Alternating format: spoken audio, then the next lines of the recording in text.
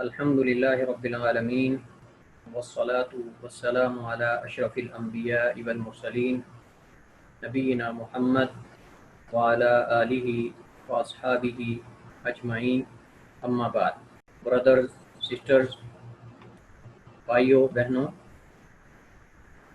کل ہم نے گزشتہ لیکچر میں علم فقہ، اس کے متعلق کچھ بنیادی چیزیں ان پر بحث کی تھی، اور ان کے متعلق ہم نے کچھ معلومات اور ان کا تعارف جو ہے اور ان کی ڈیفینیشنز آپ کے سامنے میں نے ذکر کی تھیں، جس میں علم فقہ کی تعریف تھی، اس کا موضوع تھا، اور اس علم فقہ کا فائدہ اور اس کی نسبت دیگر علوم کی طرف، اس کا فضل اور اس علم کے حاصل کرنے کے فوائد۔ اس کے علاوہ اس علم کا حاصل کرنا آیا ہر ایک کے لیے فرض عین ہے، یا کہ اگر کسی بھی معاشرے کے، کسی بھی قوم کے کچھ لوگ اس علم کو حاصل کر لیتے ہیں تو یہ ان سب سے فرض ادا ہو جائے گا۔ تو اس علم کی تعریف میں نے اس کی لغوی تعریف ذکر کی تھی، اس کے بعد اس کی اصطلاحی تعریف ذکر کر کے اس کے تمام اجزاء کی الگ الگ ڈیفینیشن آپ کے سامنے ذکر کی تھی۔ فقہ میں نے آپ کو بتایا تھا کہ فقہ جو ہے لغوی معنی میں اس کا جو استعمال ہے وہ سوچنا، غور و فکر کرنا اور تدبر کرنا، کسی چیز کو سمجھنا، یہ فقہ کے سارے معنی ہیں۔ اور قرآن کریم میں اس کا کئی ایک مقامات پہ استعمال ہوا ہے، جیسا کہ سورہ ہود کی آیت نمبر 91 ہے۔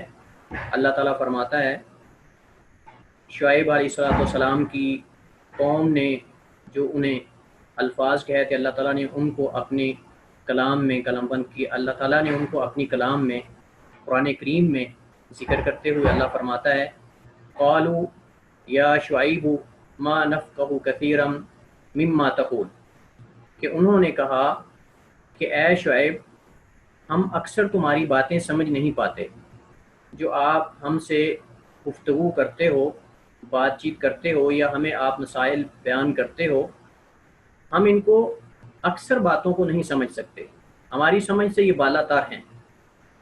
تو یہ یہاں اس آیت میں اگر آپ اس کے آیت کی تفسیر اور ترجمے پہ غور کریں تو یہاں ما نفقہ جو ہے یہ فقہ کے معنی میں استعمال ہوا ہے، لغوی معنی میں استعمال ہوا ہے کہ ہم تمہاری اکثر باتوں کو نہیں سمجھ پاتے۔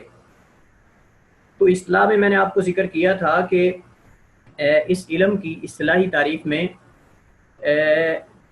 شرعی احکام کی معرفت جو ہے وہ دلائل سے اخذ کرنا، کہ آیا یہ حکم واجب ہے، ضروری ہے، یا مستحب ہے، یا یہ کام کرنا حرام ہے، مکروہ ہے۔ یہ ساری چیزیں جو ہیں اس کے احکامات میں، اس کی تعریف میں ذکر کی جاتی ہیں۔ اس کے بعد اس علم کی فضیلت میں نے آپ کے سامنے ذکر کی۔ رسول اللہ صلی اللہ علیہ وسلم نے فرمایا کہ اللہ تعالیٰ جس آدمی سے بلائی کا ارادہ کر لیتا ہے، اللہ تعالیٰ جس آدمی سے بلائی کا، خیر کا ارادہ فرما لیتا ہے، اللہ تعالیٰ اسے دین کی سمجھ عطا فرما دیتا ہے۔ تو یہ سمجھ سے مراد بھی دین کی فقہ ہے، یعنی دین اسلام کی فقہ اور سمجھ، اس کے مسائل سے آگاہی، یہ اس سے مراد علم فقہ ہے۔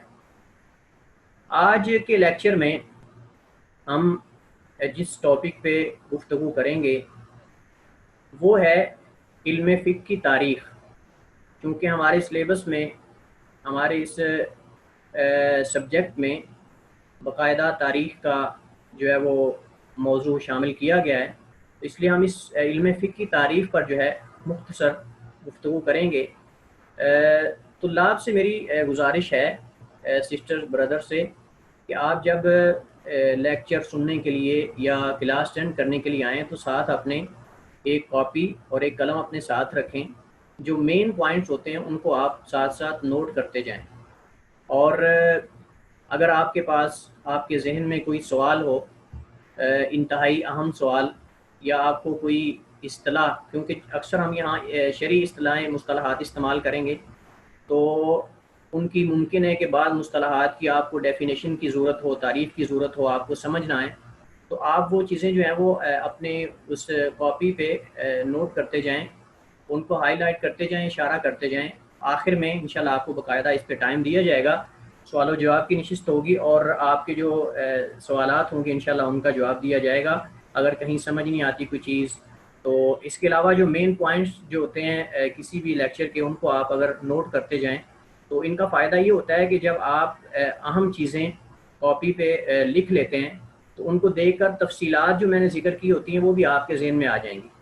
تو یہ ہوتا ہے جو مین پوائنٹس ذکر کرنے کا، لکھنے کا فائدہ یہ ہوتا ہے کہ ان کو پڑھنے سے انسان کے ذہن میں باقی اس کا سیاق و سباق بھی ذہن میں آ جاتا ہے کہ اس سے پہلے گفتگو کیا ہوئی تھی، اس کے بعد گفتگو کیا ہوئی تھی۔ تو ہم آتے ہیں اس علم فقہ جس کو ہم پڑھنے جا رہے ہیں، اس کی تاریخ کی طرف، اور اس کے جو ادوار ہیں، پیریڈز ہیں، ان کی طرف ہم آتے ہیں کہ اس فقہ کا آغاز کب ہوا، اس علم فقہ کا، اور ہر دور کی خصوصیات کیا ہیں، اور اس کے علاوہ اس دور کے اندر اگر اجتہاد ہوتا تھا، شرعی جو دلائل ہیں ان سے اگر مسائل اخذ کیے جاتے تھے تو وہ دلائل کون کون سے تھے۔ جو فرسٹ پیریڈ ہے اس میں، یعنی پہلا دور جو ہے اس میں دلائل کون سے تھے۔ اس کے بعد جو دوسرا پیریڈ ہے صحابہ کا دور ہے، کبار صحابہ کا، بڑے صحابہ کا، اللہ کے نبی صلی اللہ علیہ وسلم کی وفات کے بعد کا، اس میں کون سی چیزوں سے استدلال کیا جاتا تھا، مسائل اخذ کیے جاتے تھے، کن دلائل کو یوز کیا جاتا تھا۔ اس کے بعد تیسرا پیریڈ جو ہے وہ صغار، چھوٹے صحابہ کا، اور یہ بڑے تابعین کا دور آتا ہے۔ تو اس میں وہ جو عظیم شخصیات ہیں، اس دور کے مجتہدین ہیں، وہ کن دلائل سے شرعی مسائل، واجب، مستحب، فرض اور مکروہ، اور جو ہے وہ اس طرح کے مسائل کو اخذ کرتے تھے، ان احکامات کو اخذ کرتے تھے۔ تو سب سے پہلا دور جو ہمارے سامنے یعنی جس پہ ہم بات کریں گے وہ ہے اللہ کے نبی صلی اللہ علیہ وسلم کا دور۔ یہ پہلا دور ہے۔ آپ اس دور کو یہ بھی کہہ سکتے ہیں کہ یہ دور علم فقہ کی ولادت کا ہے، علم فقہ کی ولادت کا دور ہے یہ پہلا دور، اللہ کے نبی صلی اللہ علیہ وسلم کا دور۔ ہر چیز کی آپ جانتے ہیں کہ اس کا سٹارٹ ہوتا ہے، آغاز ہوتا ہے، اور اس کے بعد جیسے اس میں آپ اگر آسان معنوں میں آپ اس علم فقہ کو سمجھنا چاہتے ہیں، اس کے پیریڈز کو، اس کے دور کو، ادوار کو، تو اس میں یہ ہے کہ جیسے انسان پیدا ہوتا ہے، اس کی پیدائش ہے، پیدائش کے بعد بچپن ہوتا ہے، بچپن کے بعد پھر لڑکپن آتا ہے، پھر جوانی آتی ہے، پھر بڑھاپا آتا ہے، اور بعض ادوار ایسے بھی آئے ہیں کہ علم فقہ جو ہے وہ کافی حد تک کمزور ہو گیا۔ اجتہاد جو ہے نصوص شرعیہ سے، یا دلائل جو شرعی دلائل ہیں، کتاب و سنت یا اجماع اور قیاس وغیرہ، ان سے لوگوں نے اجتہاد کرنا جو ہے اس میں سستی برتی اور اجتہاد کرنا چھوڑ دیا۔ تو جیسے انسانی زندگی کے اندر یہ سٹیپ ہیں، مراحل ہیں، اس طرح فقہ کے اندر بھی مختلف مراحل آئے ہیں۔ تو پہلا مرحلہ اس کا، پہلا سٹیپ، پہلا پیریڈ اس کا اللہ کے نبی صلی اللہ علیہ وسلم کا دور ہے۔ اللہ کے نبی صلی اللہ علیہ وسلم، جب آپ کو اللہ تعالیٰ نے بہت بڑی نعمت، نبوت کی نعمت اللہ تعالیٰ نے رسول اللہ صلی اللہ علیہ وسلم کو عطا فرمائی، تو اس وقت آپ چونکہ عرب میں مبعوث کیے گئے، تو عرب کے اندر کوئی خاص شریعت نہیں تھی، اس وقت جاہلیت کا دور تھا۔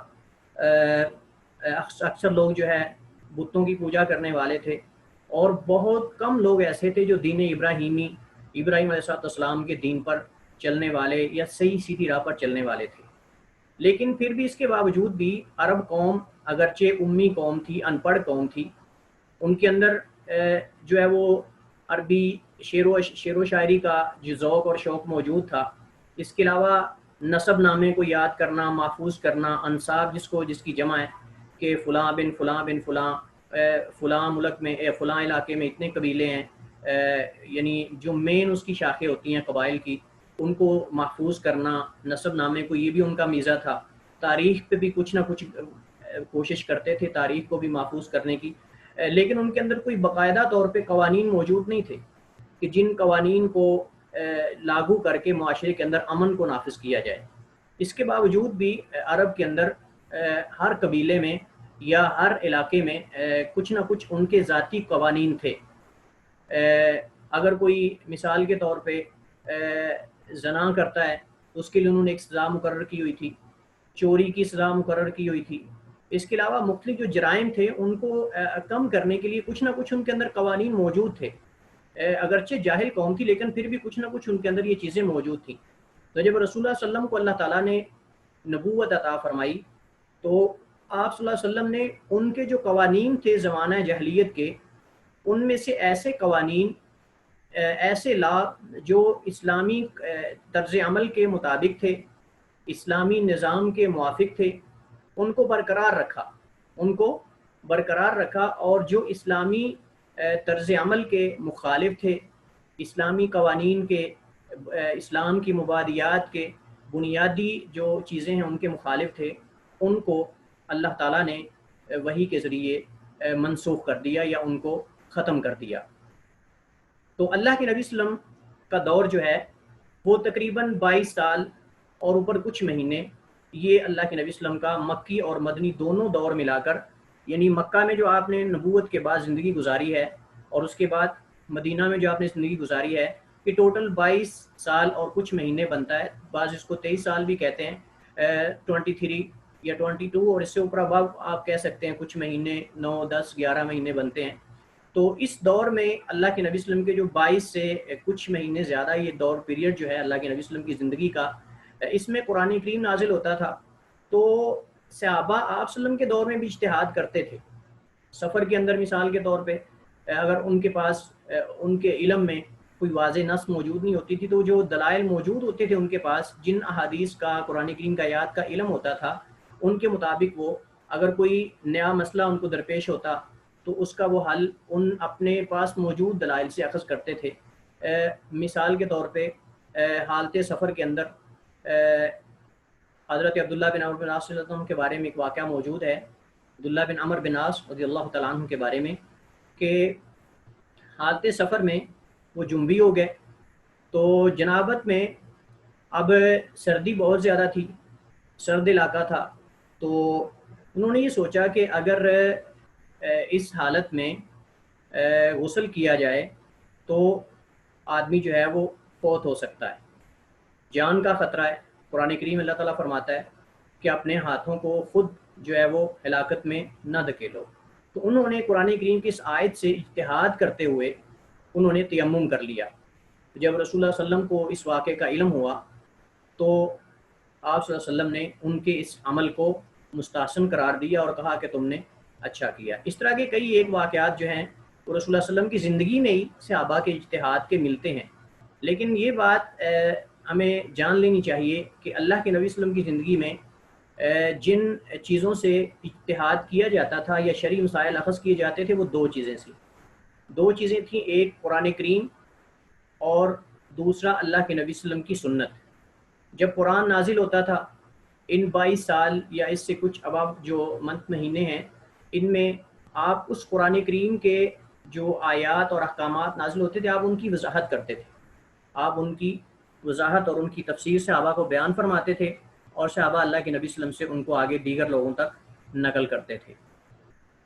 تو اللہ کے نبی صلی اللہ علیہ وسلم کے اس دور میں جو اہم چیزیں ہیں وہ یہ ہیں، ایک تو زمانے کا خیال رکھا گیا کہ قرآن کریم ایک ہی بار سارا نازل نہیں ہوا، لوگوں کو ایک ہی بار جو ہے وہ سارے احکامات نہیں بتائے گئے، بلکہ اس میں مرحلہ وار، سٹیپ بائی سٹیپ جس کو ہم کہتے ہیں، قرآن کریم کی آیات اور صورتوں کا نزول ہوا، کیونکہ انسانی فطرت ہے کہ انسان ایک ہی بار ساری چیزوں کو پک نہیں کر سکتا، ان پہ عمل بھی نہیں کر سکتا اور ان کو محفوظ بھی نہیں کر سکتا۔ تو اس وجہ سے تاکہ قرآن کریم کے تمام احکامات پہ بآسانی ایزیلی عمل کیا جا سکے، اس دور کے اندر اختلاف بالکل بھی نہیں تھا۔ اگر کہیں جزوی اختلاف صحابہ میں کسی مسئلے میں ہوتا تھا تو وہ سیدھا اللہ کے نبی صلی اللہ علیہ وسلم سے رجوع کرتے تھے۔ تو رسول اللہ صلی اللہ علیہ وسلم کا صحابہ میں موجود ہونا یہ اصل سب سے بنیادی اور بیسک سبب تھا ان کے اندر عدم اختلاف کا یا قلت اختلاف کا۔ اب اس لیے اگر آپ قرآن کریم اور اگر آپ احادیث اور تاریخ کے واقعات پہ اگر آپ نظر ڈالیں تو آپ کو بہت کم واقعات، شاذ و نادر واقعات ملتے ہیں جن میں آپ یہ دیکھیں گے کہ صحابہ کا آپس میں کہیں اختلاف ہوا. بعض قرآت میں ایک دو واقعات ہیں. تو اگر کہیں ان کا آپس میں کسی مسئلے میں اختلاف ہوتا بھی تھا تو چونکہ اللہ کے نبی صلی اللہ علیہ وسلم کی ذات موجود تھی تو اللہ کے نبی صلی اللہ علیہ وسلم کو رجوع کر کے اس مسئلے کا حل نکال لیتے تھے. تو یہ اللہ کے نبی صلی اللہ علیہ وسلم کا دور جو ہے اس کی سب سے بڑی خوبی یہ ہے، ایک تو اللہ کے نبی صلی اللہ علیہ وسلم اس دور کے اندر موجود تھے، اور اس کے بعد اگر کہیں اختلاف ہوتا تو آپ صلی اللہ علیہ وسلم فوراً اس مسئلے کا حل صحابہ کو بتا دیتے اور اس اختلاف کا ازالہ کر لیتے تھے.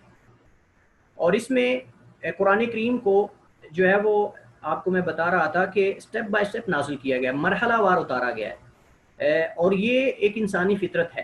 جیسا کہ مثال کے طور پہ پہلے شراب جو خمر جس کو عربی میں بولتے ہیں، اس کی حرمت پہلے نازل نہیں ہوئی، بلکہ پہلے اس کی قباحت اور ناپسندیدگی جو ہے وہ اس کو بیان کیا گیا. اس کے بعد جو ہے وہ اگلا مرحلہ جو ہے یہ حکم دیا گیا کہ تم لا تقربوا الصلاۃ وانتم سکارا، کہ تم نماز کے قریب نہ جاؤ اس حالت میں کہ تم نشے کی حالت میں ہو. تو شراب پی کر نشہ کر کے نماز میں تم کھڑے نہ ہو. یہ دوسرا سٹیپ تھا. اور اس کے بعد جو ہے اللہ تعالیٰ نے حکم نازل کر دیا کہ یہ شراب اور جوا یہ ساری چیزیں یہ حرام ہیں اور یہ رجس ہیں. اور رجس کا معنی جو ہوتا ہے یہ پلید کا معنی استعمال ہوتا ہے، نجس کا معنی استعمال ہوتا ہے، اور اسی کو آپ اس سے حرمت بھی اس سے مراد لی جا سکتی ہے. اور اللہ کے نبی صلی اللہ علیہ وسلم نے حدیث کے اندر اس آیت کی وضاحت کر کے صحابہ کو شراب پینے سے اور اس کی حرمت کا جو ہے وہ آپ نے آرڈر جاری کیا. اور صحیح بخاری مسلم دیگر کتب حدیث میں یہ بات موجود ہے. سیدنا انس رضی اللہ عنہ فرماتے ہیں، انس بن مالک رضی اللہ تعالیٰ عنہ فرماتے ہیں کہ جب شراب کی حرمت نازل ہوئی اور اللہ کے نبی صلی اللہ علیہ وسلم نے صحابہ کو شراب جو ہے وہ اس کی حرمت کا آرڈر دیا تو مدینہ کی گلیاں جو ہیں وہ شراب سے بہہ پڑی. تو ہر طرف یعنی شراب ہی شراب نظر آتی تھی. تو اس بات سے پتہ چلتا ہے کہ اللہ کے نبی صلی اللہ علیہ وسلم کے صحابہ جو کس قدر نیکی کی طرف سبقت لے جانے والے تھے اور اللہ کے نبی صلی اللہ علیہ وسلم کے حکم کا کس قدر ادب و احترام کرنے والے تھے.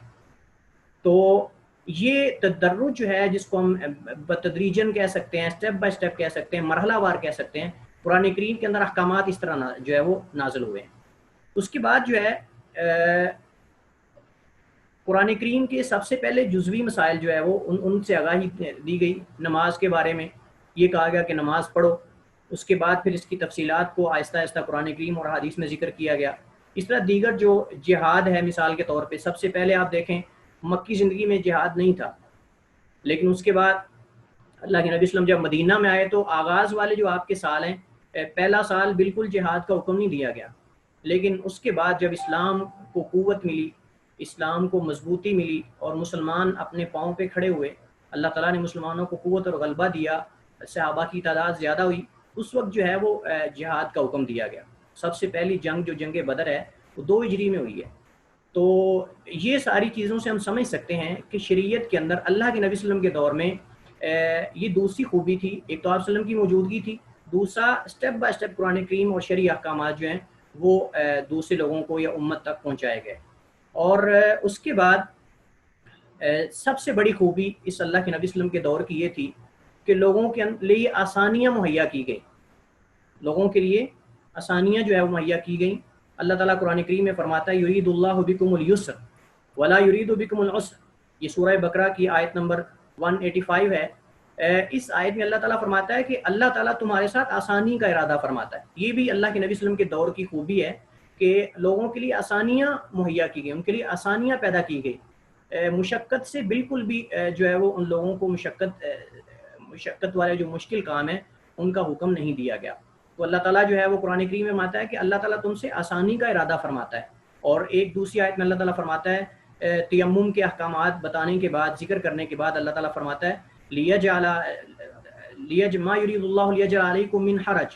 سورہ مائدہ کی آیت نمبر جو ہے وہ 6 ہے کہ اللہ تعالیٰ یہ نہیں چاہتا کہ تمہیں تنگی میں ڈال دے، کہ تمہارے لیے کوئی مشقت پیدا کرے. تو اس لیے اللہ تعالیٰ نے تمہارے لیے تیمم کے احکامات ذکر کیے ہیں. اور اس کے علاوہ اگر انسان بیمار ہو اور بیماری کی حالت میں آدمی اگر جنبی ہو جاتا ہے یا اس کو احتلام ہو جاتا ہے یا وہ اپنی بیوی سے ہمبستری کر لیتا ہے، تو ان مسائل میں چونکہ بیماری ہے، بیماری صورت میں اگر وہ ٹھنڈا پانی استعمال کرتا ہے تو وہ مرنے کا خطرہ ہے. تو اس صورت میں وہ تیمم جو ہے وہ کر سکتا ہے۔ تو یہ دیکھیے یہ کس قدر شریعت کے اندر آسانیاں ہیں۔ تو اللہ کے نبی صلی اللہ علیہ وسلم کے دور میں یہ بھی بڑی خوبی تھی کہ لوگوں کے لیے آسانیاں، آپ صلی اللہ علیہ وسلم جب صحابہ کو تبلیغ کے لیے، دعوت کے لیے مختلف علاقوں میں بھیجتے تھے تو آپ صلی اللہ علیہ وسلم ساتھ ان کو باقاعدہ اس بات کی نصیحت کرتے تھے، تاکید کرتے تھے۔ آپ صلی اللہ علیہ وسلم فرماتے تھے کہ یسروا ولا تعسروا، کہ لوگوں کے لیے آسانیاں پیدا کرنا، لوگوں کے لیے مشکلات پیدا نہ کرنا۔ اس لیے جب اللہ کے نبی صلی اللہ علیہ وسلم کے صحابہ جو ہے وہ دعوت کا پیغام لے کر، اسلام کی دعوت لے کر جاتے تھے تو لوگوں کے لیے آسانیاں پیدا کرتے تھے، آسان ان کو خوشخبریاں دیتے تھے، ان کو ڈراتے نہیں تھے۔ تو یہ ایک ان کے اندر جو ہے وہ اعتدال موجود تھا۔ اس کے بعد اللہ کے نبی صلی اللہ علیہ وسلم کے دور کے اندر جو تیسرا اہم پوائنٹ جس پہ ہم بات کریں گے وہ ہے نسخ کا۔ اللہ کے نبی صلی اللہ علیہ وسلم کے دور میں احکامات نسخ ہوتے رہے۔ نسخ کا معنی ویسے ہوتا ہے نقل کرنا ایک جگہ سے دوسری جگہ، یا اس کو ختم کر دینا، یہ نسخ کے معنی میں استعمال ہوتا ہے۔ تو لیکن شرعی اصطلاح میں اللہ تعالیٰ قرآن کریم میں فرماتا ہے ما ننسخ من آیت او ننسیها نأتی بخیر منها او مثلها۔ اللہ فرماتا ہے کہ ہم اگر کسی آیت کو، کسی شرعی حکم کو منسوخ کر دیتے ہیں، ختم کر دیتے ہیں، تو ہم اس کی جگہ نیا حکم لے کر آتے ہیں۔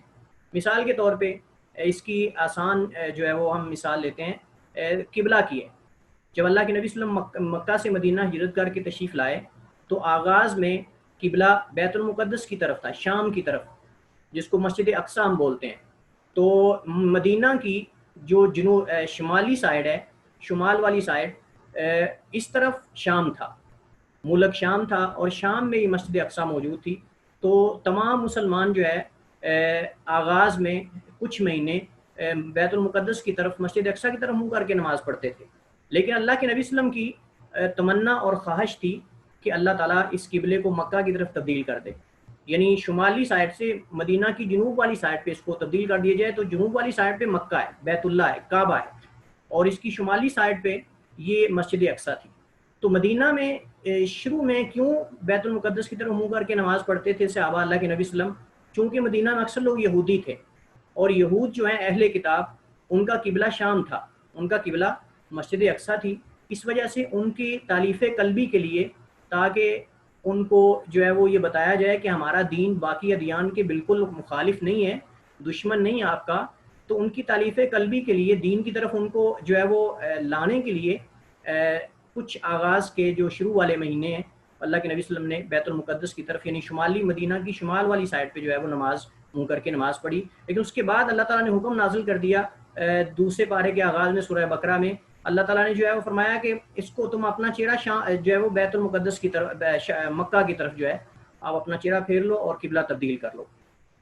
تو یہ نسخ کی مثال ہے کہ اللہ تعالیٰ کسی نئے حکم کے ساتھ پرانے حکم کو منسوخ کر دے، تو یہ نسخ کہلاتا ہے۔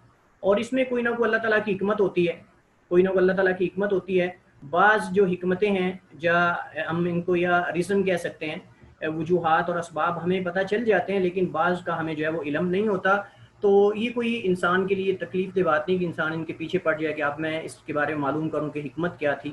تو جو احکامات ہمیں ان کی علتیں بتائی گئی ہیں، حکمتیں بتائی گئی ہیں، ان کے راز جو ہیں وہ بتائے گئے ہمیں، وہ تو ٹھیک ہے، لیکن جن کا ہمیں بتایا نہیں گیا ان کے بارے میں تکلف کرنے کی ضرورت نہیں ہے۔ تو اللہ تعالیٰ کسی اپنی حکمت کی بنیاد پر، اپنے فیصلے کی بنیاد پر اگر کسی پہلے حکم کو دوسرے حکم کے ساتھ منسوخ کر دیتے ہیں، تو یہ موجود ہے قرآن کریم کے اندر، حدیث کے اندر بھی اس کی مثالیں ہیں۔ قرآن کریم کی کسی پرانے حکم کو یا سابقہ حکم کو جو ہے وہ منسوخ کر سکتا ہے۔ اسی طرح حدیث کو منسوخ کر سکتی ہے، یعنی حدیث میں پہلے کوئی حکم دیا گیا ہے، بعد میں اللہ کے نبی صلی اللہ علیہ وسلم دوسری حدیث میں کسی وجہ سے اس پہلے حکم کو ختم کر دیں اور نیا حکم اس کے بارے میں جاری کر دیں۔ دونوں کی مثالیں میں نے آپ کو پہلے قرآن کریم کے اندر تحویل قبلہ کی مثال دی کہ پہلے قبلہ بیت المقدس کی طرف تھا، شام کی طرف، اور پھر بیت اللہ جو ہے وہ بنا دیا گیا۔ تو یہ قرآن کریم میں اس کی مثال مذکور ہے، سورہ بقرہ اور دوسرے پارے کے آغاز میں اگر آپ دیکھیں تو موجود ہے یہ۔ اس کے بعد حدیث کے اندر اس کی مثال جو ہے وہ قبرستان میں جانے کی، زیارت کرنے کی مثال موجود ہے۔ اللہ کے نبی صلی اللہ علیہ وسلم نے، چونکہ لوگ ابھی شرک سے، کفر سے نئے نئے اسلام میں داخل ہوئے تھے، تو پہلے بتوں کی پوجا کرتے تھے، کچھ قبروں کی پوجا کرتے تھے، ان کے اندر جو ہے وہ ان بتوں کی اور یہ چیزوں کی، آپ جانتے ہیں کہ جب بھی انسان ایک مرحلے سے ایک جو ہے وہ سٹیپ سے دوسرے سٹیپ میں داخل ہوتا ہے تو اس کے اندر کچھ نہ کچھ پہلے سٹیپ کے آثار موجود ہوتے ہیں پہلی چیز کے۔ تو چونکہ ان کے اذہان کے اندر، قلوب و اذہان کے اندر وہ کچھ نہ کچھ اس کے اثرات موجود تھے، تو اللہ کے نبی صلی اللہ علیہ وسلم نے آغاز میں قبرستان میں جانے سے منع کر دیا کہ کوئی بھی قبرستان میں نہ جائے، مقبرے میں نہ جائے، قبروں کی زیارت نہ کرے۔ لیکن جب ان کے اندر ایمان پختہ ہوا اور اسلام اور اسلام کی جو اس کے مبادیات ہیں، بنیادی جو احکامات ہیں، ایمانیات ہیں، ان کی پختہ ہوئیں، تو پھر اللہ کے نبی صلی اللہ علیہ وسلم نے فرمایا کنت نہیتکم عن زیارت القبور فالآن فزوروہا۔ اللہ کے نبی صلی اللہ علیہ وسلم نے فرمایا کہ میں تمہیں قبرستان کی زیارت سے منع کرتا تھا، لیکن اب تمہیں آمرکم فزوروا، اب تمہیں حکم دیتا ہوں کہ تم جو ہے وہ قبرستان میں جایا کرو۔ تو حکم سے مراد یہ کہ اجازت ہے، اللہ کے نبی صلی اللہ علیہ وسلم نے ان کو اجازت دی۔ تو یہ مثال ہے حدیث سے حدیث کی جو ہے وہ منسوخ ہونے کی۔ اس کے علاوہ حدیث جو ہے وہ قرآن کریم کی کسی آیت کو بھی منسوخ کر سکتی ہے، اور اس طرح قرآن کریم کسی حدیث کو بھی اس سے منسوخ کیا جا سکتا ہے یا ہوئے ہیں، اس کے باقاعدہ سب کے دلائل جو ہیں وہ موجود ہیں۔ تو یہ اللہ کے نبی صلی اللہ علیہ وسلم کا دور تھا، جس میں دوبارہ میں جو ہے وہ ریپیٹ کر دیتا ہوں، خلاصہ اس کا ذکر کر دیتا ہوں۔ اللہ کے نبی صلی اللہ علیہ وسلم کی ذات موجود تھی، اس وجہ سے صحابہ کے اندر اختلاف بالکل بھی نہیں تھا، اگر کہیں تھا تو وہ جزوی تھا، اس کا اللہ کے نبی صلی اللہ علیہ وسلم فوراً جو ہے وہ حل کر دیتے تھے اور اس اختلاف کو ختم کر دیتے تھے۔ تو آپ صلی اللہ علیہ وسلم کا وجود صحابہ کے اندر یہ ان کے اختلاف نہ ہونے کی سب سے بڑی ریزن اور سب سے بڑی جو ہے وہ وجہ اور سبب تھا۔ اس کے بعد جو ہے وہ لوگوں کے حالات کے مطابق، انسانی فطرت کے مطابق سٹیپ بائی سٹیپ قرآن کریم کے اور شرعی حدیث اور یہ احکامات جو ہیں ان کو بتایا گیا۔ ایک ہی بار سب احکامات نازل نہیں کر دیے گئے، کیونکہ انسان کی فطرت، اس کو انسان ایک ہی بار جو ہے وہ پک نہیں کر سکتا، ان کو فالو نہیں کر سکتا، تو اس لیے اس کے اندر جو ہے وہ سٹیپ بنائے گئے، سٹیپ بائی سٹیپ اس پہ جو ہے وہ عمل کروانے کی کوشش کی گئی۔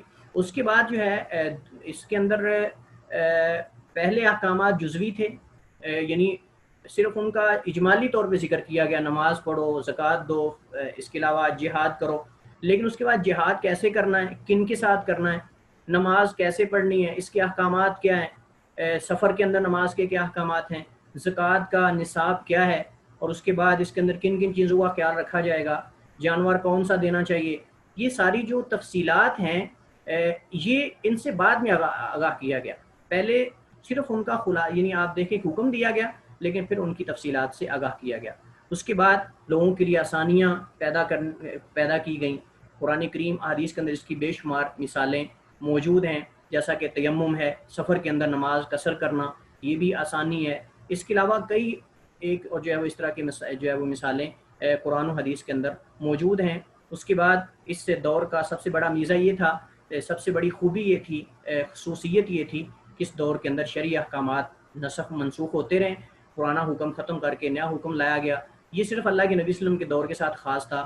اس کے بعد چونکہ نبوت کا سلسلہ ختم ہو گیا، وہی آنا بند ہو گئی، تو یہ نسخ کا دروازہ بھی جو ہے وہ آیات احکامات کے منسوخ ہونے کا دروازہ بھی بند ہو گیا۔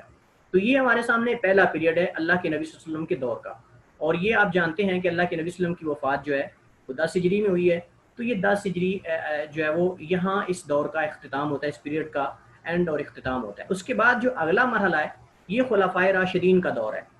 خلفائے راشدین سے مراد جو خلفائے اربع ہیں، حضرت ابوبکر صدیق رضی اللہ تعالیٰ عنہ ہیں، سیدنا عمر فاروق رضی اللہ تعالیٰ عنہ امیر المؤمنین، حضرت عثمان بن عفان رضی اللہ تعالیٰ عنہ ہیں، حضرت علی رضی اللہ تعالیٰ عنہ ہیں، علی المرتضیٰ رضی اللہ تعالیٰ عنہم اجمعین۔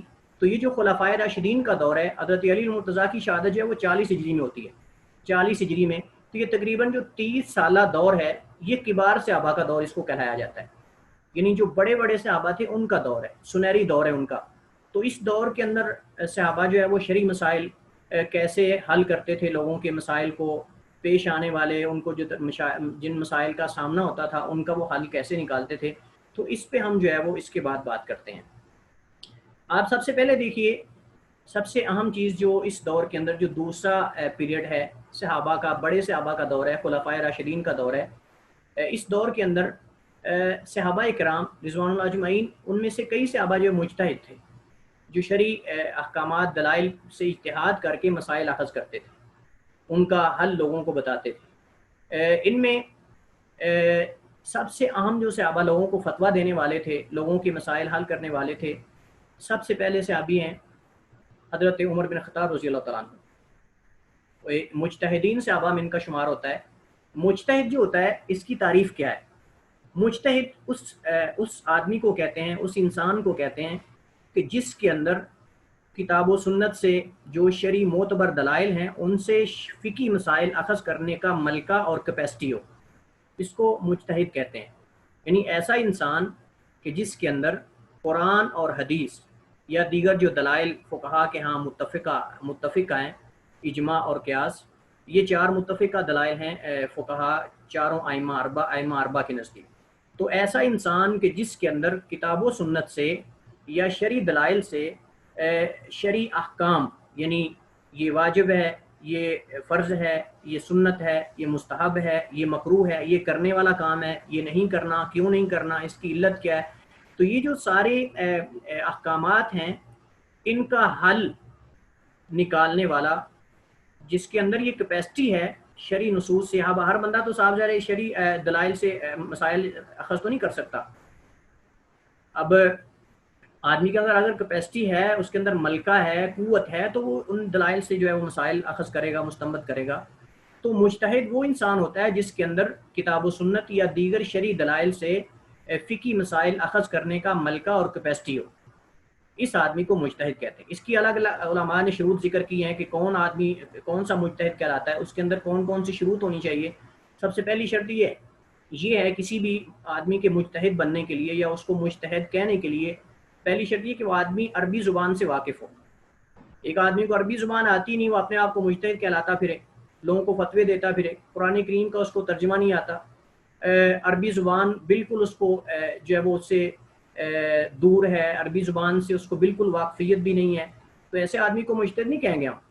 مثال کے طور پہ ہمارے یہاں آپ دیکھیں، ہمارے پاکستان دیگر معاشرے کے اندر کئی لوگ ایسے ہیں جو منکرین حدیث ہیں، حدیث کا انکار کرتے ہیں، اور اصل میں اگر آپ ان کا بیک گراؤنڈ چیک کریں تو ان کو عربی زبان بالکل بھی نہیں آتی، عربی زبان سے نہ واقف ہیں۔ تو کیسے ایسے لوگ جس کو عربی زبان ہی نہیں آتی، عربی زبان سے بالکل واقفیت بھی نہیں ہے، ایسا آدمی کیسے جو ہے وہ کسی حدیث کے بارے میں فیصلہ دے سکتا ہے کہ یہ حدیث جو ہے وہ یہ قرآن کریم کی آیت کے خلاف ہے یا یہ فلاں جو ہے وہ دلیل کے خلاف ہے، تو یہ اس آدمی کو مجتہد نہیں کہتے جس آدمی کو عربی زبان ہی نہیں آتی۔ تو پہلی شرط یہ ہے مجتہد آدمی کے مجتہد بننے کے لیے یا شرعی قرآن کریم حدیث کے جو دلائل ہیں ان سے مسائل اخذ کرنے کے لیے اس آدمی کا مجتہد ہونے کے لیے ہے کہ وہ آدمی جو ہے عربی زبان جانتا ہو، اس کے بعد اس کو قرآن و حدیث سے واقفیت ہو۔ ایک آدمی کو حدیث کا پتہ ہی نہیں تو وہ مجتہد نہیں بن سکتا۔ اس کے علاوہ جو ہے وہ کئی ایک شروط، لیکن مین شروط جو ہیں وہ یہی ہے کہ اس کو نصوص جو ہے ان کی واقفیت ہو، ان کو جانتا ہو، حدیث سے واقف ہو، کون سی حدیث صحیح ہے اس کے صحت و ذوق سے واقف ہو، صحیح حدیث، ضعیف حدیث۔ صحیح حدیث سے مراد یہ ہے کہ اس کے اندر جو راوی ہیں اس حدیث کو بیان کرنے والے تو سارے کے سارے عادل ہوں اور حافظہ ان کا مضبوط ہو، اور اس سند کے اندر درمیان میں کوئی راوی حذف نہ ہو، یہ اس حدیث کو صحیح کہتے ہیں۔ کوئی شذوذ نہ ہو، شذوذ کا مطلب یہ ہوتا ہے کہ ایک طرف تو سارے راوی حدیث کو بیان کر رہے ہیں اور دوسری طرف ایک آدمی جو ہے وہ آ کر کہے کہ نہیں اس حدیث میں یہ بھی الفاظ ہیں، تو ان کے خلاف اگر کوئی آدمی حدیث نقل کرتا ہے تو اس کو ہم شذوذ کہتے ہیں۔ اب دیکھا جائے گا کہ وہ آدمی جو نقل کر رہا ہے وہ ثقہ ہے یا غیر ثقہ ہے، یہ الگ ایک موضوع ہے مصطلح الحدیث کا، کیونکہ ہمارا یہ ٹاپک نہیں ہے اس لیے ہم اس میں تفصیلات میں نہیں جانا چاہتے۔ تو مقصد یہ ہے کہ ہمارے ذہن میں جو اس کے متعلق ایک ڈھانچہ ہے وہ ہمارے ذہن میں بیٹھ جائے۔ تو مجتہد آدمی وہ ہو سکتا ہے جو عربی زبان سے جس کو واقفیت ہو اور شرعی نصوص سے یعنی دلائل سے واقفیت ہو، قرآن اور حدیث کے صحیح اور ضعیف اور ناسخ و منسوخ کا اس کو پتا ہو کہ یہ ہے۔ اب ایک آدمی جو ہے وہ ایسی حدیث سے استدلال کر رہا ہو کہ جو حدیث منسوخ ہو چکی ہے، کوئی دوسری حدیث اس کے ناسخ ہے، تو ایسا آدمی تو اجتہاد نہیں نہ کر سکتا، تو یہ اس کو جو ہے وہ مجتہد کہتے ہیں۔ تو دوسرا دور جو ہے وہ صحابہ کا، ہم اس پہ بات کر رہے تھے، دوسرا پیریڈ جو ہے یہ خلفائے راشدین کا ہے رضوان اللہ علیہم اجمعین۔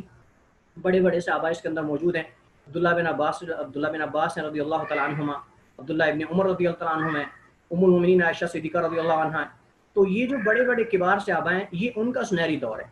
اب ہم نے یہ دیکھنا ہے کہ اس دور کے اندر یہ جو کبار شخصیات تھی، جو عظیم لوگ تھے، یہ قرآن و سنت سے مسائل کا حل کیسے کرتے تھے۔ تو سب سے پہلی چیز، چونکہ ابھی تک اللہ کے نبی صلی اللہ علیہ وسلم کی وفات کا عرصہ کوئی اتنا زیادہ نہیں، اس کو پیریڈ نہیں ہوا تھا، درمیان میں فاصلہ نہیں ہے، تو انہوں نے اللہ کے نبی صلی اللہ علیہ وسلم کے ساتھ زندگی گزاری ہے، انہوں نے رسول اللہ صلی اللہ علیہ وسلم سے علم کو لیا ہے، اور قرآن کی نصوص کو سیکھا ہے، اس کے احکامات کو اور اس کے معنی کو سیکھا ہے، اور اللہ کے نبی صلی اللہ علیہ وسلم کے ساتھ زندگی بسر کی ان لوگوں نے، اس لیے ان کے پاس دیگر بعد میں آنے والے لوگوں کے بنسبت حدیث کا علم زیادہ تھا۔ اور پھر یہ لوگ چونکہ اکٹھے رہتے تھے، ایک جگہ موجود تھے صحابہ، ابھی تک مدینہ سے باہر نکلنے والے لوگ بہت کم تھے، تو بڑے بڑے صحابہ مدینہ میں اس دور کے اندر موجود تھے جب خلفائے راشدین کا دور اس کا آغاز ہوتا ہے۔ تو اس دور کے اندر مسائل کیسے حل کیے جاتے تھے؟ ان کے پاس بنیادی چیزیں دو تھیں۔ کسی بھی درپیش آنے والے مسئلے کا حل یہ قرآن اور حدیث سے وہ اس کا حل تلاش کرتے تھے۔ سب سے پہلے قرآن کریم کی آیات پہ غور کرتے تھے کہ آیا اس مسئلے کا حل قرآن میں ہے، اگر تو قرآن میں مل جاتا تو اسی پر جو ہے وہ عمل کرتے تھے۔ اس کے بعد حدیث پر وہ حدیث کو دیکھتے کہ جو مسئلہ ہمیں درپیش ہے کیا اس کا حدیث میں کہیں حل ہے، اور سارے صحابہ سے پوچھا جاتا تھا۔ اس میں جو اہم چیز ہے وہ یہ ہے کہ تمام صحابہ میں سے کسی ایک صحابی کو تمام حدیث کا علم نہیں تھا، یہ بات آپ ذہن میں رکھیں، بلکہ میں یہ کہہ سکتا ہوں کہ پوری دنیا میں جتنے بھی صحابہ اکرام رضوان اجمعین گزرے ہیں، تابعین ہیں، ائمہ کرام ہیں، بڑے بڑے لوگ ہیں، ان میں سے کسی ایک کو بھی اللہ کے نبی صلی اللہ علیہ وسلم کی تمام احادیث کا علم نہیں تھا۔ کیوں علم نہیں تھا؟ اس کی مثالیں کیا ہیں؟ تو اس کی سب سے پہلی اہم مثال میں آپ کے سامنے ذکر کرتا ہوں، سیدنا عمر فاروق رضی اللہ عنہ کی مثال ہے۔ امیر المؤمنین عمر فاروق رضی اللہ عمر بن خطاب رضی اللہ تعالیٰ عنہ کی مثال واضح طور پہ حدیث کے اندر موجود ہے، جامع ترمذی اور دیگر کتب حدیث کے اندر یہ واقعہ موجود ہے کہ انہوں نے صحابی رسول ابو موسیٰ اشعری رضی اللہ تعالیٰ عنہ کو کہا کہ تم مجھے ملنے کے لیے آنا، ملنے کا کہا، پیغام بھیجا کہ ان کو کہو کہ مجھے ملے۔ تو ابو موسیٰ اشعری رضی اللہ تعالیٰ عنہ جو ہیں وہ حضرت عمر فاروق کو گھر ملنے کے لیے گئے، خلیفہ راشد کو۔ دروازہ نوک کیا، دروازے پر دستک دی، ایک بار دستک دی، کوئی رپلائی نہیں آیا، کوئی جواب نہیں آیا۔ دوبارہ دوسری بار دستک دی، کوئی جواب نہیں آیا اندر سے۔ تیسری بار دستک دی، کوئی جواب نہیں آیا۔ تو صحابی رسول ابو موسیٰ اشعری رضی اللہ عنہ جو ہیں وہ انتظار کر کے واپس پلٹ گئے، واپس لوٹ گئے۔ تو حضرت عمر فاروق رضی اللہ عنہ امیر المؤمنین کو جب پتہ چلا کہ میں نے ان کو بلایا تھا ملنے کے لیے، کیوں نہیں آئے، تو ان کو بلایا گیا۔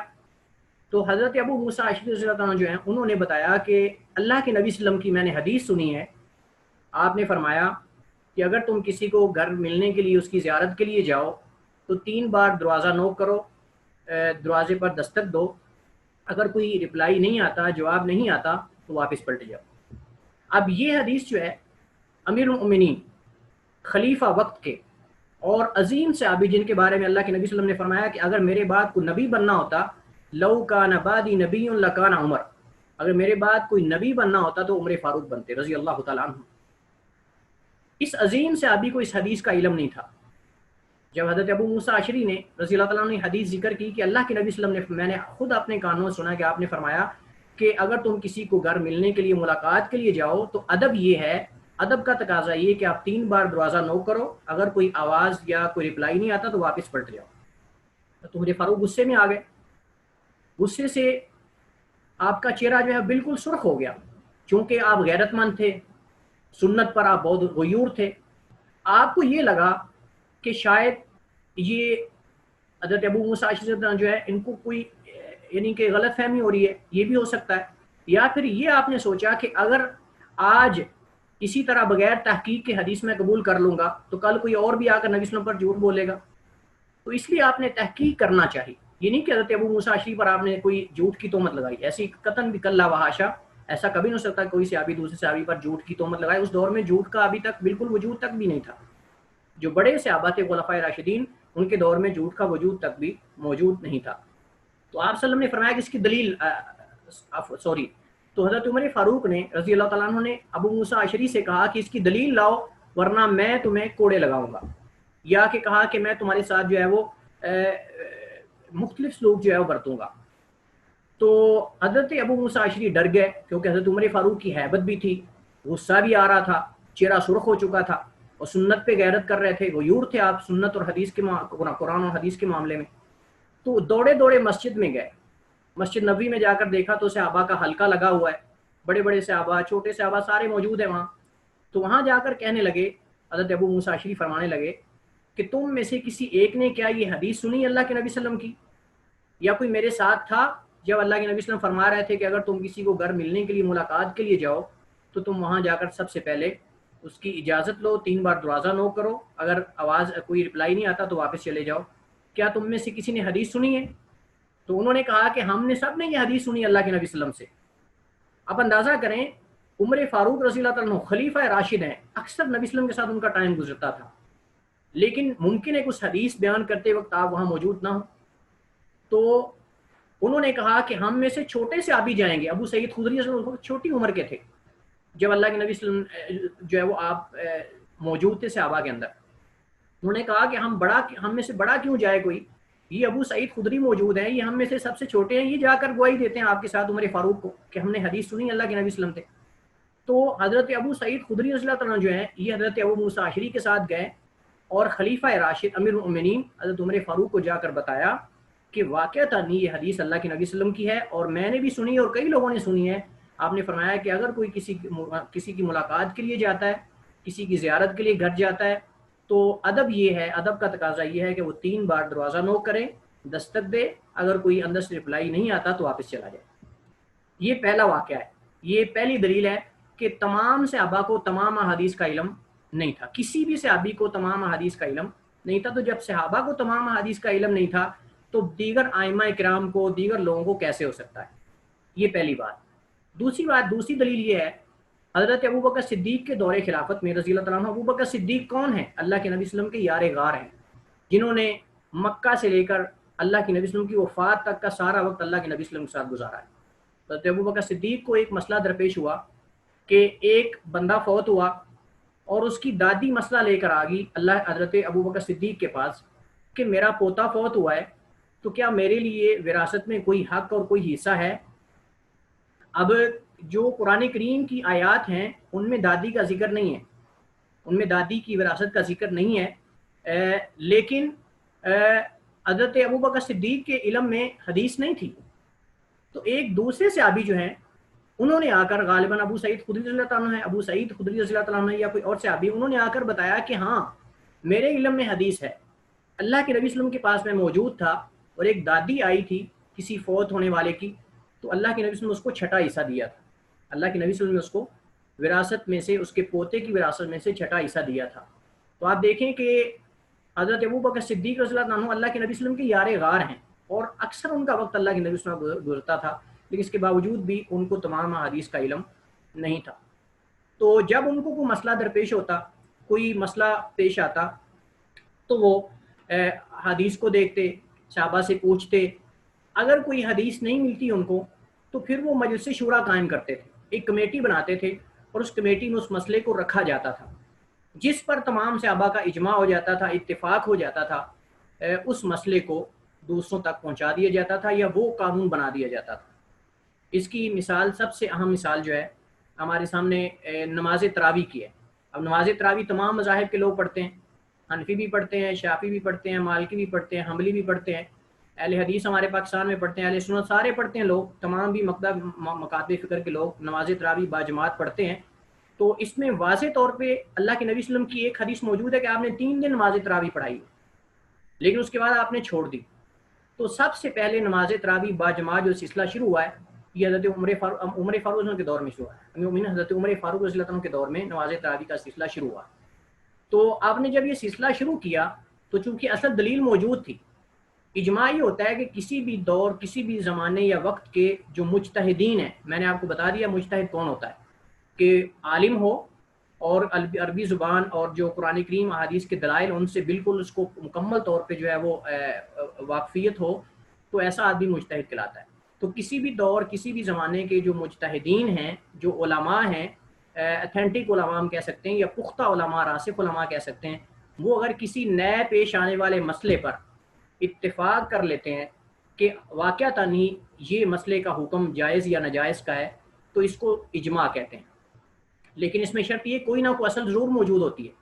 اجماع یہ نہیں کہ ہمارے یہاں اصل میں لوگ یہ سمجھتے ہیں کہ شاید اجماع سے مراد یہ ہے کہ بس بغیر دلیل کے کسی چیز پر اتفاق کر لیں، نہیں، جہاں جتنے بھی اجماعات صحابہ سے یا تابعین سے نقل کیے گئے ہیں کہ فلاں مسئلے میں اجماع ہے، فلاں مسئلے میں اتفاق یا اجماع ہے، تو اس میں کوئی نہ کوئی دلیل ضرور موجود ہوتی ہے، اس کا بیک گراؤنڈ میں کوئی نہ کوئی دلیل ضرور موجود ہوتی ہے ان کے پاس۔ مثال کے طور پہ یہ مسئلہ ہے نماز تراویح کا، اس پر صحابہ کا اجماع ہے، کسی نے انکار نہیں کیا۔ جب حضرت عمر فاروق نے تراویح پڑھانے کا حضرت ابی بن کعب کو حکم دیا تو اس وقت کسی بھی صحابی نے اس کا انکار نہیں کیا، کیونکہ اس کی اصل موجود تھی۔ اللہ کے نبی صلی اللہ علیہ وسلم کے دور میں آپ نے 3 دن نماز تراویح صحابہ کو پڑھائی ہیں، اور اس کے بعد آپ نے اس وجہ سے چھوڑ دی کہ کہیں یہ نماز تراویح واجب نہ ہو جائے۔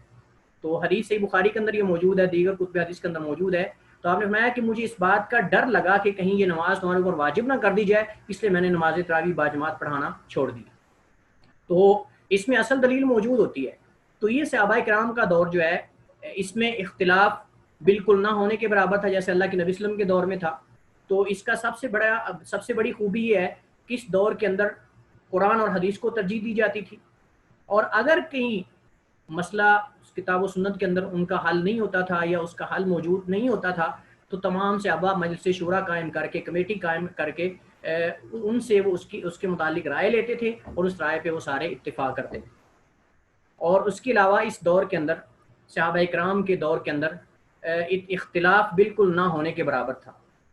کبار صحابہ کی ہم بات کر رہے ہیں، یعنی خلفائے راشدین کا جو دور ہے اس دور کے اندر اختلاف بالکل بھی نہ ہونے کے برابر تھا، اگرچہ کچھ تھا لیکن اللہ کے نبی صلی اللہ علیہ وسلم کے دور سے کچھ بڑھ کر اختلاف تھا، لیکن اس کے بعد والے زمانے سے بالکل کم تھا۔ یعنی آپ اگر دیکھیں تو چند ایک اس کی مثالیں موجود ہیں۔ تو جو بڑے صحابہ ہیں خلفائے راشدین کا دور جو ہے 40 ہجری تک، یعنی 10 ہجری سے لے کر 40 ہجری تک کا زمانہ جو ہے یہ دوسرا پیریڈ ہے فقہ کا، علم فقہ کا دوسرا پیریڈ ہے۔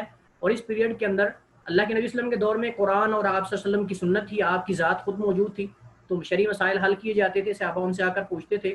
اور اس کے بعد صحابہ کے بڑے صحابہ کے کبار صحابہ کے دور میں قرآن اور حدیث، اس کے بعد ان کا اجماع یا ان کی جو ہے وہ مجلس شورا قائم کر کے وہ مسائل اخذ کرتے تھے کتاب و سنت کے جو ہے وہ دلائل سے۔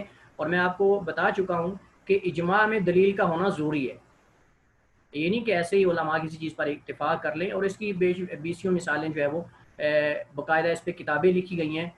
صحابہ کا اجماع، اس کی مثالیں، تابعین کا اجماع، اس کی مثالیں کئی اس کے اندر موجود ہیں۔ اور اس کے بعد جو ہے حضرت علی المرتضیٰ کے دور خلافت میں، رضی اللہ عنہ کے آخری دور کے بالکل اینڈ پہ صحابہ مختلف شہروں میں پھیل گئے، کوئی مصر کے اندر چلا گیا، کوئی شام میں، اور اس کے علاوہ کوئی طائف میں، مختلف علاقوں میں۔ تو پھر یہ جو صحابہ کی مجلس شورا تھی، جو اجماع قائم کرنے والی ان کے پاس یہ موجود تھی چیز، یہ آہستہ آہستہ ختم ہونا شروع ہوگی، یہ آہستہ آہستہ ختم ہونا شروع ہوگی۔ تو اس کے بعد پھر جو ہے کافی سارے اختلاف پیدا ہوئے۔ تو انشاءاللہ اس پہ ہم نیکسٹ لیکچر میں انشاءاللہ اس پہ ہم بات کریں گے۔ تو دوبارہ خلاصتاً میں جو چیزیں لیکچر میں ذکر کی ہیں ان کو ریپیٹ کر دیتا ہوں، اس کے جو مین پوائنٹ ذکر کر دیتا ہوں۔ اللہ کے نبی صلی اللہ علیہ وسلم کے دور میں کتاب و سنت جو ہے، قرآن اور حدیث، یہ مین دلائل تھے مسائل حل کرنے کے لیے یا مسائل کو بیان کرنے کے لیے۔ اللہ کے نبی صلی اللہ علیہ وسلم کی ذات موجود تھی، اور اس دور کی خوبی یہ تھی کہ اس دور کے اندر اختلاف بالکل بھی نہ ہونے کے برابر تھا۔ اس کے بعد صحابہ کرام کا دور آتا ہے، دوسرا پیریڈ ہے، دوسرا مرحلہ ہے یا دوسرا دور ہے علم فقہ کا۔ تو اس دور کے اندر صحابہ کرام جو ہے وہ اللہ کے نبی صلی اللہ علیہ وسلم کے جو ہے وہ حدیث اور قرآن کریم سے مسائل حل کرتے تھے یا مسائل کا حکم اخذ کرتے تھے، مستنبط کرتے تھے، اور ہر صحابی نے اخذ کرتا تھا، بلکہ جو معروف صحابہ تھے اس دور کے اندر مجتہدین تھے، حضرت ام المؤمنین عائشہ رضی اللہ عنہا تھیں، اس کے بعد جو ہے وہ عبداللہ بن عمر تھے، عبداللہ بن عباس تھے، اور عبداللہ بن مسعود رضی اللہ عنہ تھے۔ اس کے علاوہ دیگر جو بڑے بڑے عبداللہ بن عمر رضی اللہ عنہ جو کبار صحابہ کرام رضی اللہ عنہم اجمعین تھے، یہ قرآن کریم اور حدیث سے مسائل کا حل کرتے تھے، بیان کرتے تھے۔ اور اس کے بعد اگر کوئی مسئلہ حدیث و قرآن میں ذکر نہیں ہوتا تھا تو پھر اس پر صحابہ کی ایک کمیٹی قائم کی جاتی تھی، مجلس شورا جس کو کہتے ہیں، اور وہ اس مسئلے کا حل نکالتے تھے۔ تو یہ اس دور جو ہے وہ ان دونوں ادوار کی خوبیاں۔ اس کے بعد انشاءاللہ کل ہم ذکر کریں گے تیسرا جو ہے وہ پیریڈ، تیسرا دور علم فقہ کا، وہ صغار چھوٹے صحابہ کا اور کبار تابعین جو بڑے تابعین ہیں، جنہوں نے حضرت ابوبکر صدیق، حضرت عمر فاروق، علی المرتضیٰ، عثمان بن عفان رضی اللہ عنہم اجمعین، ان بڑے بڑے صحابہ سے علم لیا، ان سے احادیث سیکھی اور ان سے جو ہے وہ کتاب و سنت کا علم لیا۔ انشاءاللہ نیکسٹ لیکچر میں ان پہ بات کریں گے، اور ساتھ انشاءاللہ کوشش کریں گے کہ جو مذاہب اربع ہیں ان کے متعلق ہم کچھ جو اہم چیزیں ہیں ان کا ذکر کریں گے۔ فقہائے اربع کا تعارف جو ہے وہ کچھ اس پہ باتیں انشاءاللہ مین پوائنٹس آپ کے سامنے رکھیں گے، ان کا نام، ان کے جو ہے وہ تاریخ کب سے کب تک ہے اور ان کی خوبیاں کیا تھیں، اور دیگر جو پہلے والے پیریڈ ہیں ان سے اور بعد میں جو آنے والا مرحلہ ہے ان کے اندر آپس میں جو فرق ہوتا ہے، یہ فرق بنیادی طور پہ کون سا تھا، انشاءاللہ اس پہ ہم نیکسٹ لیکچر میں جو ہے وہ گفتگو کریں گے۔ جی اب آپ کے پاس جو ہے وہ کچھ ٹائم ہے سوالات کے لیے، اور کسی کا سوال ہے تو آپ کر سکتے ہیں۔ السلام علیکم۔ جی اچھا، آپ نے کہا کہ اس دور میں جو دوسرا دور تھا اس میں اختلافات بنسبت اتنا زیادہ نہیں تھے، لیکن پھر ہمیں یہ بھی دیکھنے کو ملتا ہے کہ اس میں بہت ساری جنگیں بھی ہوئیں، حضرت عثمان کی شہادت کا واقعہ بھی ہے، تو یہ واقعات بھی تو ملتے ہیں ہم اس طرح کے جس پہ شدید اختلافات اور یعنی کہ بات جو ہے وہ یعنی کہ ہلاکت تک آ گئی۔ اس والے سے وضاحت کر دیں پلیز۔ جی آپ کا سوال بالکل ٹھیک ہے اور مناسب ہے اس موضوع کے اعتبار سے۔ تو میرا یہ بات ذکر کرنے کا مقصد یہ نہیں تھا کہ بالکل ہی اختلاف نہیں تھا، لیکن بعد میں جو مرحلہ فقہ کا ہے اس کی بنسبت اور پہلے مرحلے کی بنسبت بہت کم تھا، یعنی اللہ کے نبی صلی اللہ علیہ وسلم کے دور کی بنسبت جو ہے وہ اس کے اندر اختلاف صحابہ کے اندر موجود تھا، آپ کے دور میں بالکل نہ ہونے کے برابر تھا، لیکن جو بعد میں مرحلہ کبار تابعین کا آتا ہے اس کی بنسبت ان کے دور میں اختلاف کم تھا۔ آپ دیکھیں 2-4 واقعات ہیں، شہادت عثمان رضی اللہ عنہ ہے، اس کے بعد جو ہے وہ حضرت علی المرتضیٰ کے دور میں کچھ خوارج نکلے ہیں، یہ 2-3 واقعات، اس کے علاوہ یعنی کہ ہم ان کو کیا کہہ سکتے ہیں، یعنی نسبت اگر ہم دیکھیں اس کے بعد والے جو پیریڈز ہیں ان کے بنسبت اگر ہم ان واقعات کو دیکھیں تو اختلافات بالکل نہ ہونے کے برابر ہیں۔ 2-3 واقعات ہیں، اس سے زیادہ میرے خیال واقعات ہمیں نہیں ملتے۔ شہادت عثمان رضی اللہ عنہ کا واقعہ ہے، یا اس کے بعد حضرت علی المرتضیٰ کے دور میں جو ہے وہ خوارج نکلے، ان کا واقعہ یہ حضرت معاویہ کے ساتھ، تو یہ چونکہ آخری دور ہے تو اس کو ہم اگر اس میں اگلے سٹیپ میں داخل کر لیں تو میرے خیال میں مناسب رہے گا۔ تو یہ 2-3 واقعات ہیں، اس کے علاوہ ہمیں کوئی اختلافات کے واقعات نہیں ملتے۔ اگر آپ تاریخ اگر آپ اس کا مطالعہ کریں تو صحابہ جو بڑے صحابہ ہیں خلفائے راشدین، ان کے دور میں اختلافات بالکل نہ ہونے کے برابر ہیں۔ اس کی 2-4 مثالوں کے علاوہ کوئی مثالیں ہمیں نہیں ملتی، تو اس لیے ہم نسبت کو دیکھتے ہیں، فیصد کو دیکھتے ہیں اختلاف میں کہ اس سے اختلاف کا فیصد کیا تھا، نسبت کیا تھی۔ جی السلام علیکم ورحمۃ اللہ۔ یہ عشاعرہ اور ماتریدی جو عقائد کی جی بحثیں مل جاتی ہیں ہمیں، تو اس کے اندر یہ جو عشاعرہ ہیں کیا ان کی نسبت یہ حضرت ابو موسیٰ اشعری کی طرف ہی جاتی ہے؟ کیونکہ وہ تو پھر جو ہمارے فقہائے صحابہ جی میں سے ہیں۔ جزاک اللہ خیر، جی اچھا سوال کیا آپ نے، لیکن یہ سوال چونکہ ہمارے موضوع سے متعلقہ نہیں ہے پھر بھی میں آپ کو مختصر اس کا جواب دے دیتا ہوں۔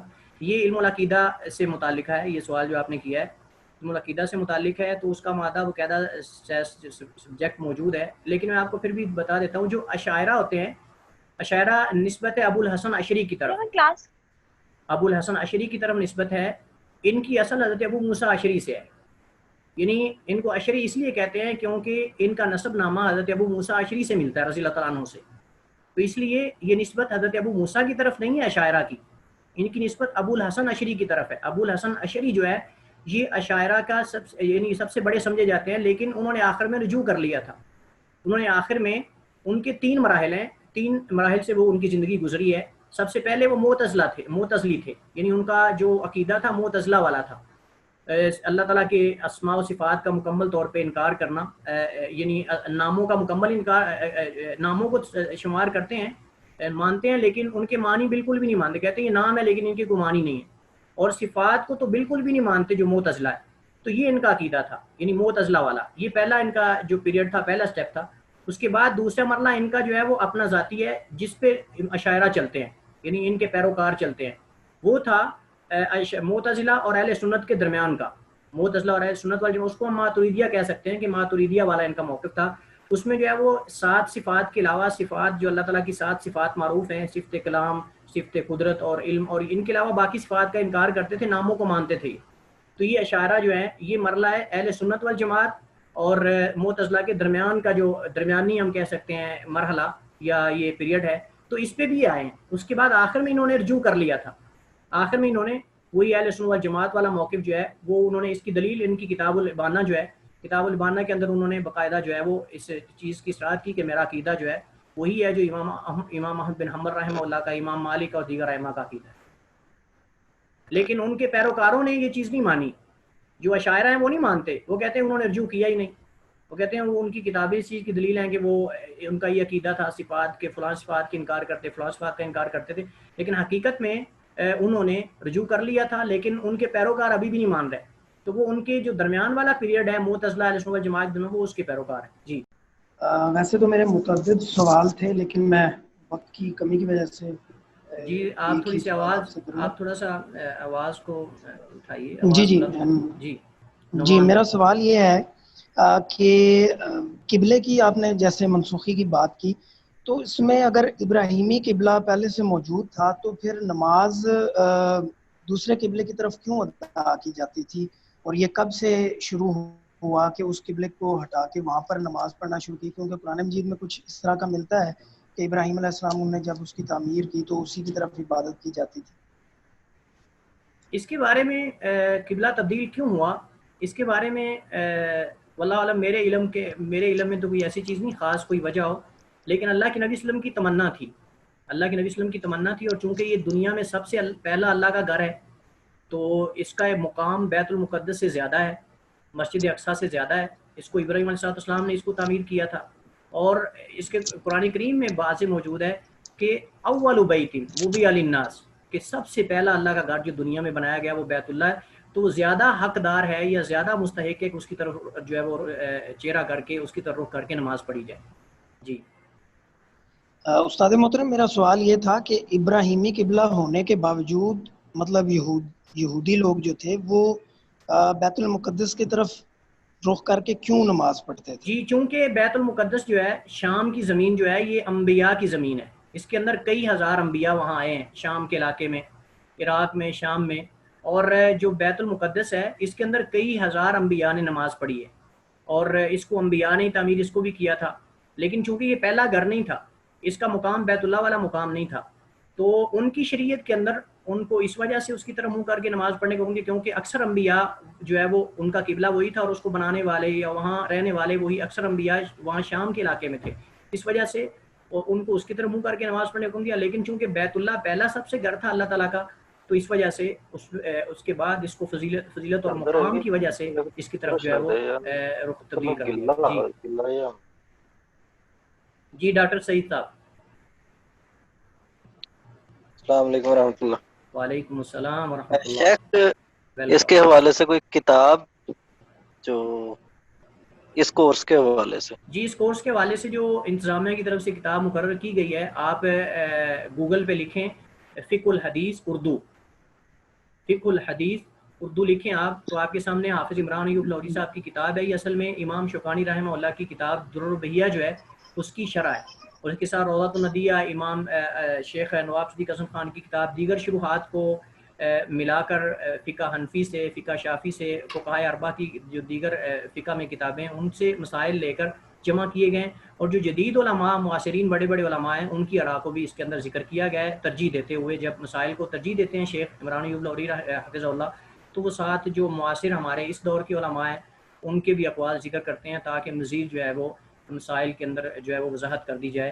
تو یہ کتاب 2 جلدوں میں ہے، یہ کتاب 2 جلدوں میں ہے، آپ ڈاؤن لوڈ کر سکتے ہیں محدث فورم سے، وہاں موجود ہے. یہ آپ فقہ الحدیث لکھیں، فقہ الحدیث اردو، تو آپ کے سامنے وہ کتاب 2 جلدوں میں آ جائے گی. اس کو ڈاؤن لوڈ کریے، اور اس کا آپ کل کوشش کریں کہ اس کے آغاز میں کچھ جو اصطلاحات ہیں اس کا مطالعہ کر کے آئیں.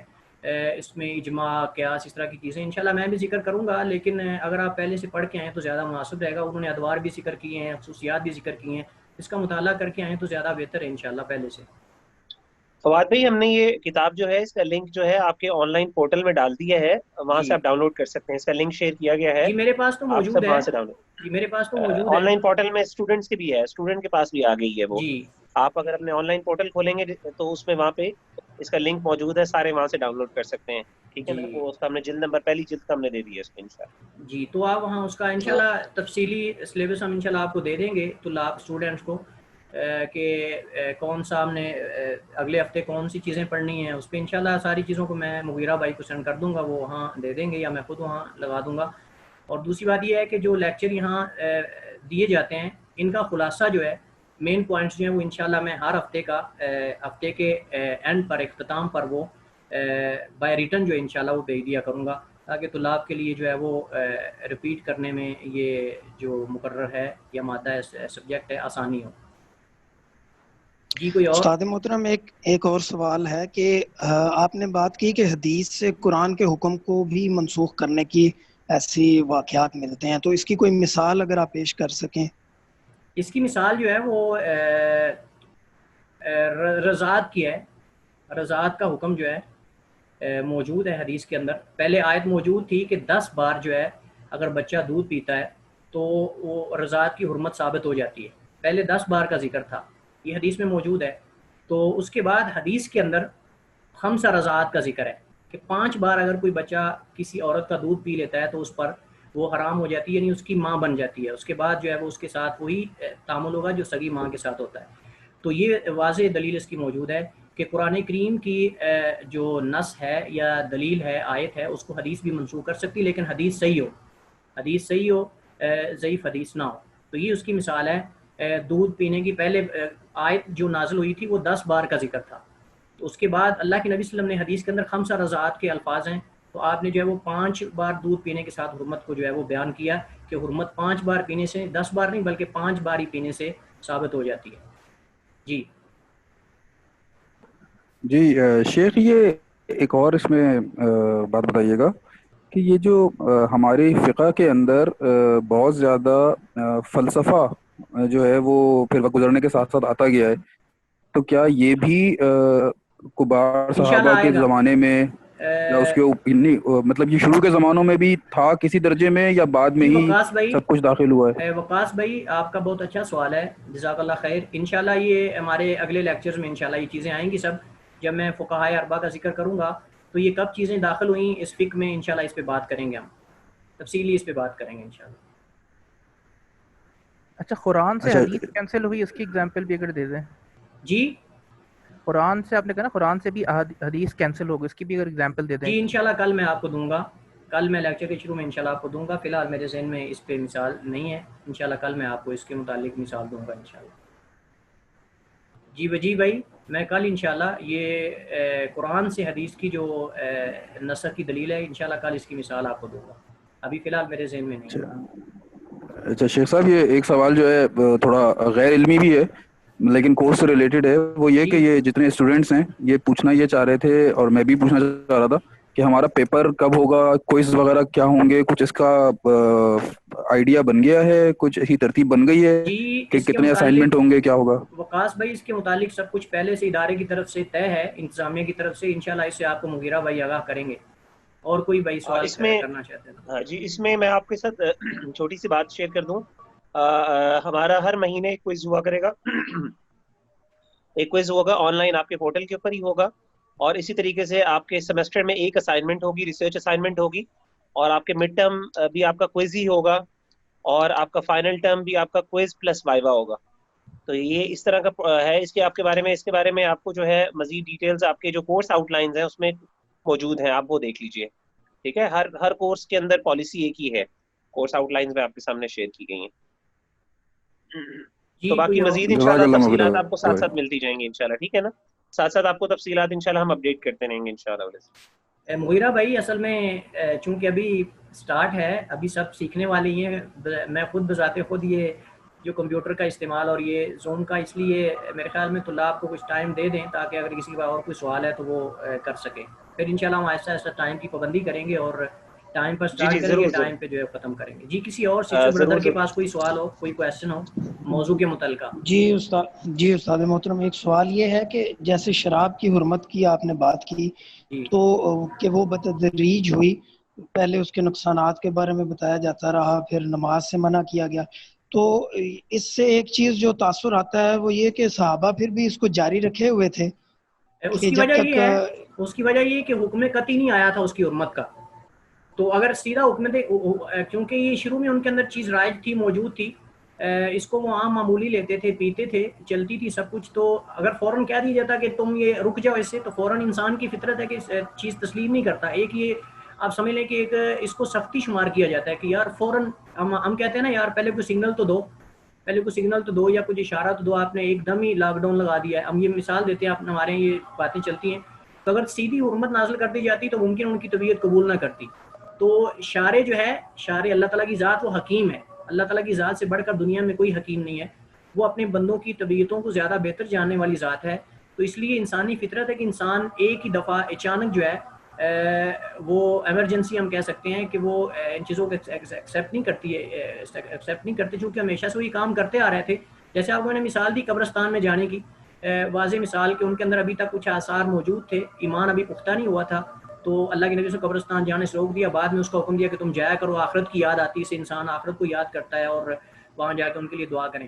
تو اس وجہ سے پہلے ان کو اس کے بارے میں اس کے نقصانات سے آگاہ کیا گیا کہ یہ جو ہے وہ اس سے انسان کی عقل کا نقصان ہوتا ہے، فلاں ہوتا ہے. اس کے بعد جو ہے نماز میں لوگ بعض نماز میں پی کر جاتے تھے، تو اس کے بعد واقعات موجود ہیں. اس کے بعد پھر اس کی حرمت نازل ہوئی. تو اس کی وجہ یہی تھی کہ انسانی فطرت شاید جو ہے وہ ان تمام چیزوں کو ایک بار جو ہے وہ ایکسیپٹ نہیں کرتی، اس وجہ سے تدریجاً جو ہے اسٹیپ بائی اسٹیپ حکم نازل ہوا.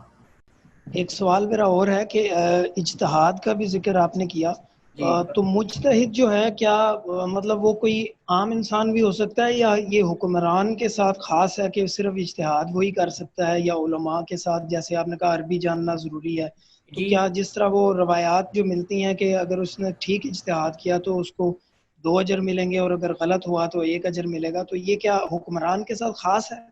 جی نعمان بھائی، جو اجتہاد ہے یہ حکمران کے ساتھ خاص نہیں، کسی خاص وقت کے ساتھ خاص نہیں، کسی خاص بندے کے ساتھ خاص نہیں، بلکہ اس میں صرف شروط کا ہونا ضروری ہے. وہ بندہ کوئی بھی ہو، مسلمان ہو، اور اس کے بعد جو ہے وہ اس کے اندر یہ مجتہد کی آپ کے سامنے میں شروط ذکر کی ہیں، وہ شروط اس کے اندر پائی جاتی ہے تو کوئی بھی اجتہاد کر سکتا ہے.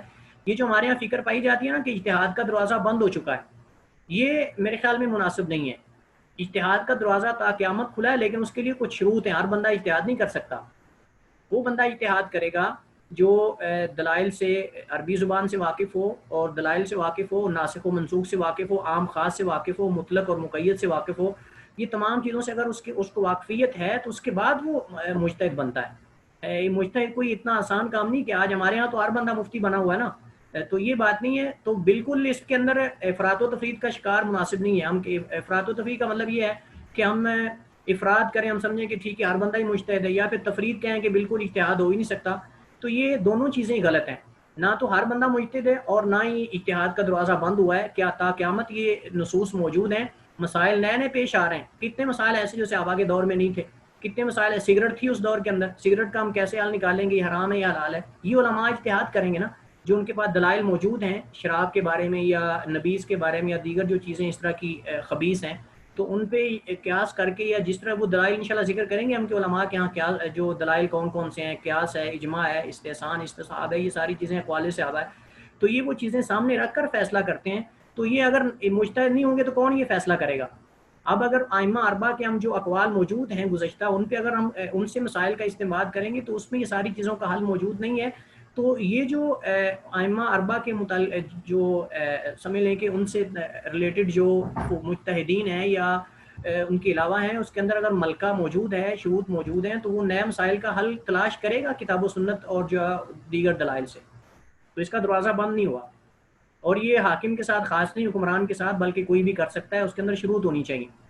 جزاک اللہ خیر. اللہ تعالی ہم سب کو جو ہے وہ دین کی سمجھ عطا فرمائے اور اس مسئلے میں ہمیں محنت کرنے کی توفیق عطا فرمائے. جزاک اللہ خیر. بارک اللہ فیکم.